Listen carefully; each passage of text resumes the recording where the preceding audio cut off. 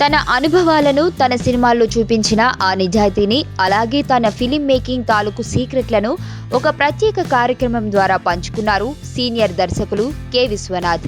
ఈ సందర్భంగా ఆయన మాట్లాడుతూ మెగాస్టార్ చిరంజీవి గురించి కొన్ని సంచలన వ్యాఖ్యలు చేశారు. అంతే, పైగా అలాంటి హీరోను నేను జీవితంలో చూడలేదు అంటున్నారు. చిరంజీవితో శుభలేఖ సినిమా చేసిన ఓ 7 ఏళ్ల తర్వాత స్వయం కృషి కథను చెప్పడానికి వెళ్లాను. కథ విని వెంటనే చేసేద్దామన్నాడు.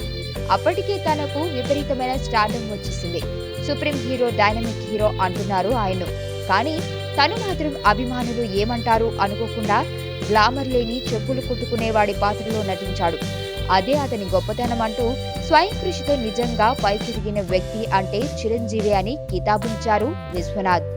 అంతేకాదు, చిరంజీవి యొక్క నమ్రత గురించి చెబుతూ ఇప్పుడు మెగాస్టార్ అంటే ఒక శకం, ఒక హిస్టరీ. మరి చిరంజీవిని నేను మీరు అని పిలవాలా, లేకపోతే నువ్వు అని పిలవాలా అని అడిగితే మీరు అని పిలిచి నన్ను అవమానించకండి గురుగారు అన్నాడు ఈ వ్యక్తి.